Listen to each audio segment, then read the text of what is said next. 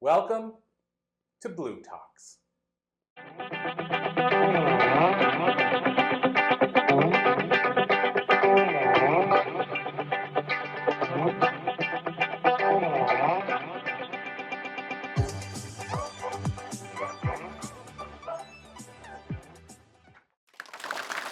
So hello everybody. As most of you know, I just got here.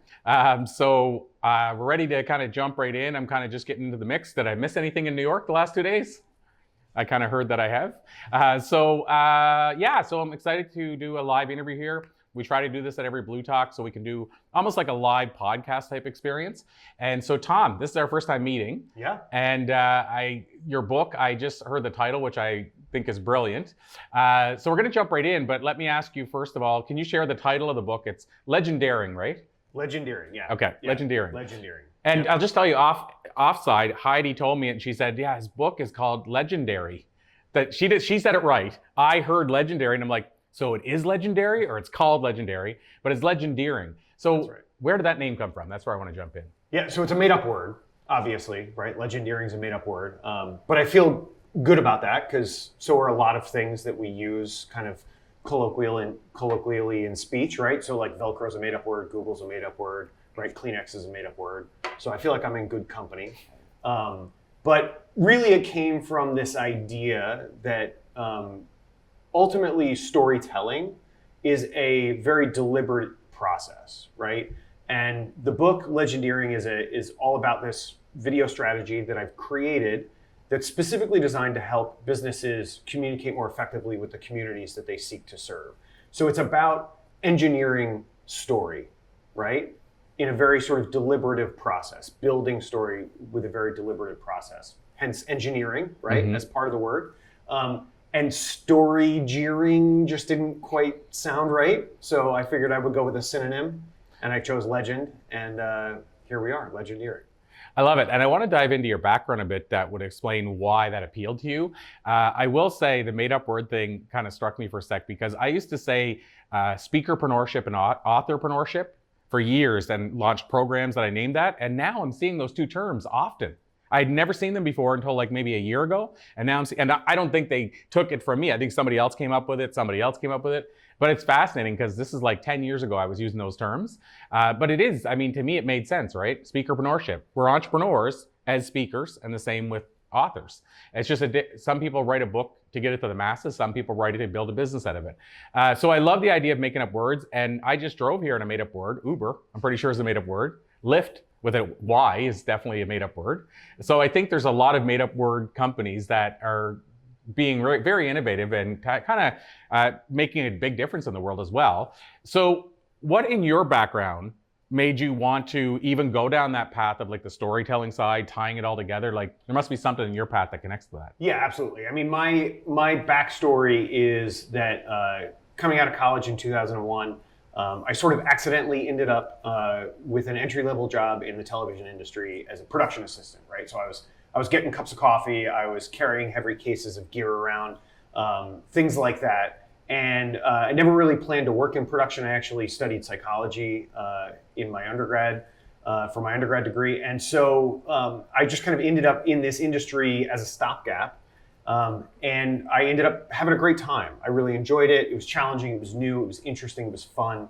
And so I kept at it. And I ended up spending 17 years in the entertainment industry. And I worked my way up from that entry-level position as a production assistant to a series producer and showrunner. And so towards the end of my career in television, my job was overseeing the series-wide production of television shows. So that's hence the title showrunner. It's pretty self-explanatory. I ran the show. And I ended up doing that and decided to leave the entertainment industry in about 2018 and looked for opportunities to apply that skill set to other industries and to help businesses. And what I saw was a real need for businesses to communicate more effectively with the communities that they seek to serve. Generally speaking, businesses aren't great at communicating when that's not what they do. Understandably, right? Like I'm not good at manufacturing widgets because it's not what I do. Right. Absolutely. So I saw a huge need for that. And I think there's something that's a little bit broken in culture in business that I'm trying to fix. which is a tall ask and something I'll probably never accomplish, but trying to fix it nonetheless. And that's that businesses have been taught over the last 50 or so years to treat their customers and their communities like dollars and cents on a P&L, and like data points on a spreadsheet, and not like the human beings that they are. And as human beings collectively, there are a few things that we hate more than being dehumanized. And so I've kind of taken on the mantle and made it my mission to help to humanize the world of business through better communications. And that's what Legendeering is ultimately kind of designed to help do. So I'm fascinated by that because I used to do talks for HR groups called, I think it was The Power of Storytelling, or something to do with storytelling and connecting it to the idea that as companies, how well do we know the story of our business? So like a lot of us here know the story of Apple. A lot of us know the story of Disney. And I think there's a reason why those companies always end up seeming to go back up to the top. Starbucks, everybody kind of knows the story. Harley. And so I find it fascinating that, to your point, I think most entrepreneurs, if you ask them, tell me the story of your business, the why behind it, as Simon Sinek would say, most people draw blank. Or they tell you, I hate to say it, but tell you this generic thing like, we are the best in customer service and we're the best in this, and not realizing that every person in the room is going to say the same thing. Right. Well, and I think one of the classic mistakes that you see people make when you ask them that question, right, when you ask them to tell the story of their brand or their business, is they simply recite a timeline, right? And a lot of people don't realize that storytelling involves a lot more, and there's again, as I said before, there's a very deliberative process behind storytelling. And it's not just about reciting a timeline of events, but that's what people tend to do. When you ask them, tell me the story of how you ended up doing what you do, right? And they recite a timeline of events, and they don't sort of include any other information in there that helps you better understand why they do what they do and why they enjoy doing what they do. So I'm curious your thoughts are on this then. How hard is it for, I mean, this is a challenge we're facing right now, is we have some sales team members, and when they go on a sales call, it's different than my sales call because I'm telling the story from a founder perspective. And I don't mean just like the idea, I'm on with the founder, so your closing ratio might be higher just because of that factor, let's say. Like if you were on a call with Steve, I'm not comparing myself to him, but if you were on a call with Steve Jobs when he's still around, chances are he's going to close more business than another person in the company, just because people associate him with it. But the challenge I found is portraying what that story is to somebody else so they speak with the same passion around it. So like with Blue Talks, one of the reasons it started 20 some years ago when I started as a speaker, and even before that when I started as a salesperson. Whenever I started with a Fortune 500 company, 58th largest in the world, and I was given a Zig Ziglar VHS tape, if everybody knows what VHS is, and told, good luck, we hope you make it. No business cards. They said, write your name on them, and if you survive, we'll pay for some. That was my training. So I said, I don't want anybody else to struggle with that. And that's what got me down the path of starting to teach.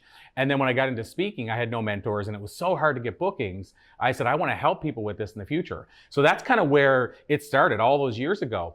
But a salesperson trying to tell that same story, it doesn't float as well, because they're like, well, the person that started this is why he did it. It doesn't feel the same. So what's your recommendation for how they can own that?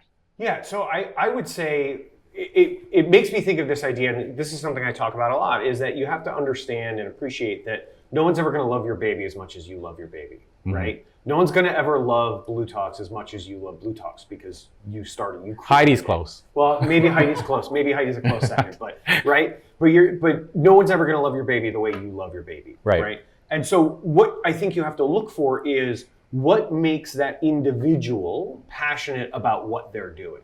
Right? So it's not so much, it doesn't have to be specifically about Blue Talks, but it could be that they're incredibly passionate about the results that they see people achieve through being a part of Blue Talks. Right? I gotcha. And so that's what they embrace and what they use as the sort of foundation for the story that they tell. Right? Whereas you use the founding as your foundation, right? They might use a result that they saw that really touched them or impressed them or made them want to work with you. Yeah, I mean, that's such a great point because, and I can say her name, I think, but Masha is one of our Blue Talks people who started, she actually met us through our boot camp, and she, like a year before that, she was living in her car. She signed up for the boot camp. She ended up signing up for one of our packages without telling us how much of a challenge it was going to be to do it.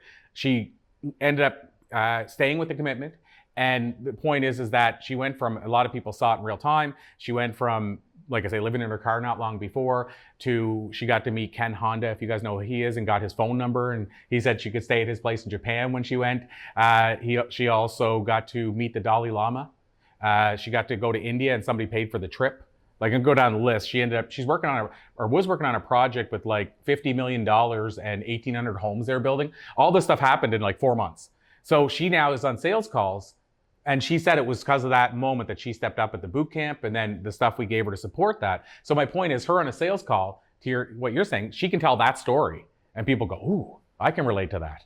So, and then we had a couple of salespeople that have never done anything with Blue Talks and they were struggling because they didn't have a story or know the story. So I think, is that what you're saying too? Like, her story, she can share that perspective and then that becomes its own unique story. Yeah, absolutely. Absolutely. That's 100% what I was getting at, was that ultimately what matters is in the storytelling or how you present, what matters is what you're passionate about. And it's why you see kind of universally, when someone's passionate about what they're doing and believes in what they're doing, they find success at it, right? And conversely, when you're not passionate about what you're doing and you don't really care, you never excel at it. So I would say find what attracts you, what makes you passionate about what you're doing, and tell that story. Tell the story of why you are passionate, why you care. And other people will be able to empathize with that because they don't care about Blue Talks the way you care about Blue Talks, but they might have something else in their life that they feel similarly about, or that they see parallels with your story and things in their life, and they'll be able to empathize and relate to the story you're telling as a person. So, I mean, and after I go down this last question down the rabbit hole, I'll move in a different direction. But I want to ask you your thoughts on this, and this is something that's current with me too, but what are your thoughts? Like, you see a lot of people online that have a sales team, and they'll hire a sales team that is filled with closers, but they may have never used the product, and they may not be that passionate about the product. They may not have a story tied to it, but they know how to sell. And people hire them all the time to fill out their sales team because they can close. What are your thoughts around that? Like, does that dilute the fact that you're trying to have a brand message and a story if those people are on the call with potential clients and they're not sharing the story, but they could close more business? And then you could indoctrinate them and bring them into the whole community. Like, I'm curious your thoughts on, is it worth it? Or would you rather have somebody that's passionate about it and had the experience with it to some degree? So personally, I would rather have somebody who's passionate every time, all day long, right?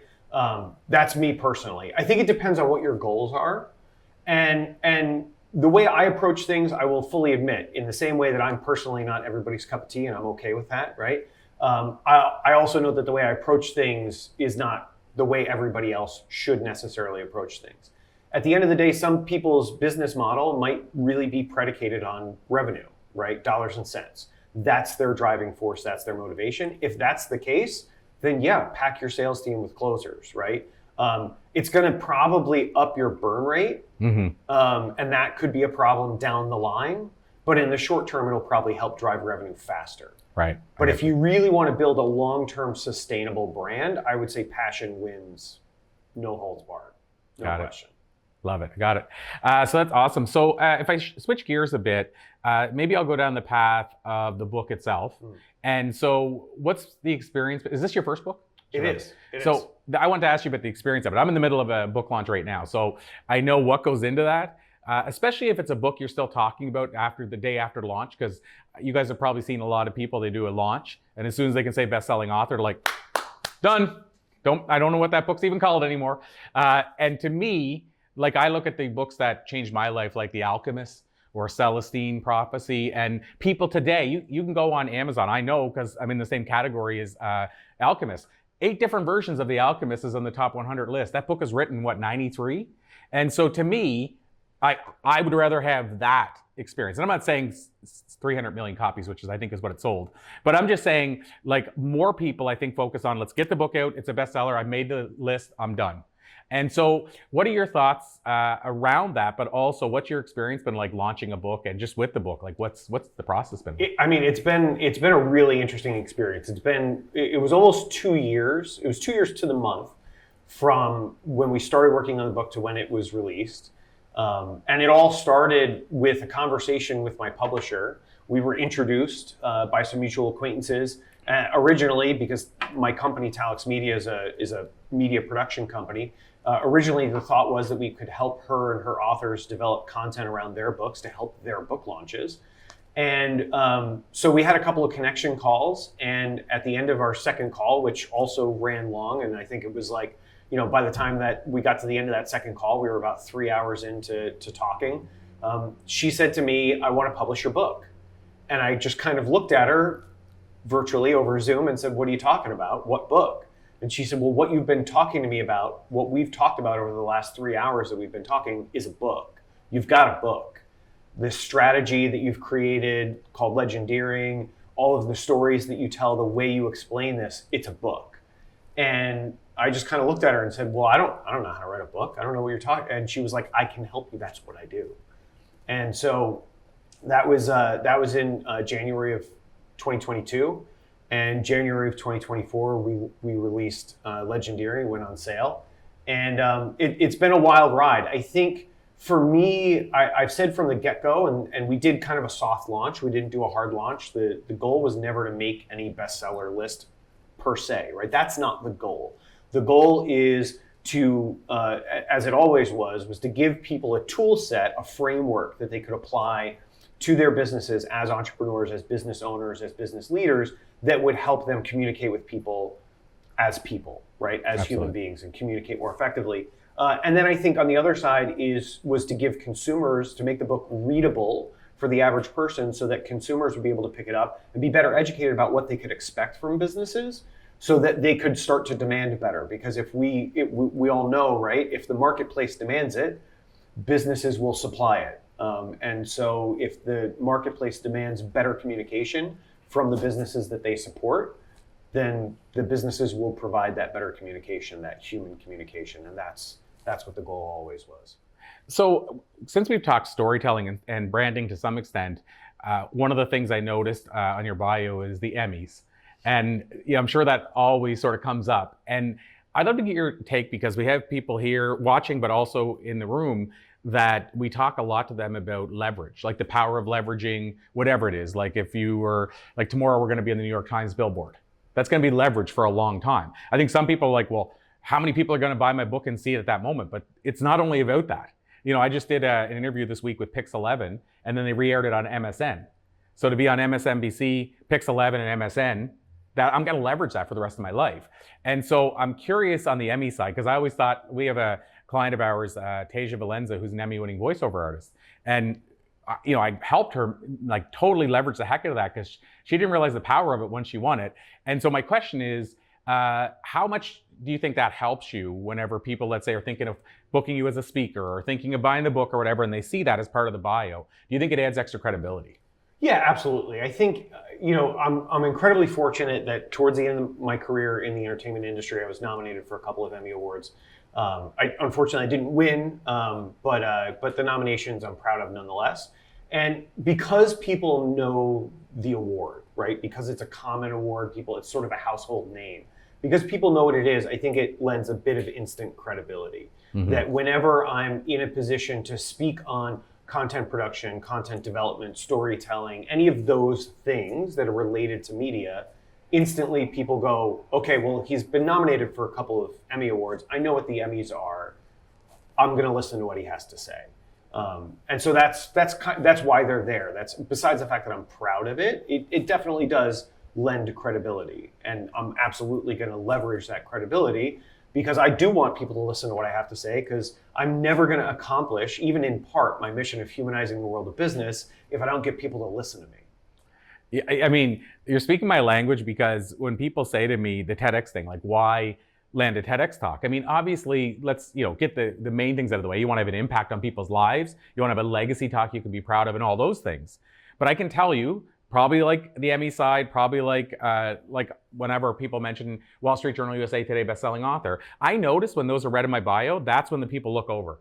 He's a TEDx speaker. Wall Street Journal bestselling author. Like, that's when they look over. And so my looking at that is not, look at me go, I got these things. It's great. Now they're listening closer to me because I have those than the next person that doesn't. So I get to create more impact because they're on my bio. That's how I view it. I don't view it like I can sell and make more money now. It's literally like I watch people listen closer. Oh, he's a TEDx speaker. And that, you watch them like they're on their phone. They're like, TEDx speaker? It's weird how that works. And then you know they're listening more to you because of that. So to me, it's like, why would you leave that off? Because you can impact more lives and reach more people leveraging it. And absolutely, that's the goal, right? Like I said, the goal was never to hit book sales, right? The goal with the book was always impact, right? To provide an opportunity for people to learn how to communicate better, right? And communicate more effectively, and to humanize the world of business. And so the only way I'm going to ever accomplish that in part, right? Because I know I'm never going to like kick back, feet up, crack a cold beer and be like, that's it, humanize the world of business, I'm all set, right? It's done. It's never going to happen. But if I'm going to get even remotely close to a few steps down the road towards accomplishing that, it's going to be through increased impact. And the only way I'm going to increase my impact is if I get people to listen to what I have to say. And that's the goal. I love it. So last question, I got to make sure we ask you this because we ask everybody this question. It's called the time machine question. It's pretty straightforward. It's if you, Tom, could jump into a time machine, go back and talk to your younger self, give him some life advice based on what you've learned in the year since, what do you think you might tell younger Tom? I think I would tell younger Tom to worry a little bit less about what was going on in the moment and worry more about where I was headed. I was very, very focused when I was younger, especially during my years in the entertainment industry, about getting my hand to that next rung on the ladder.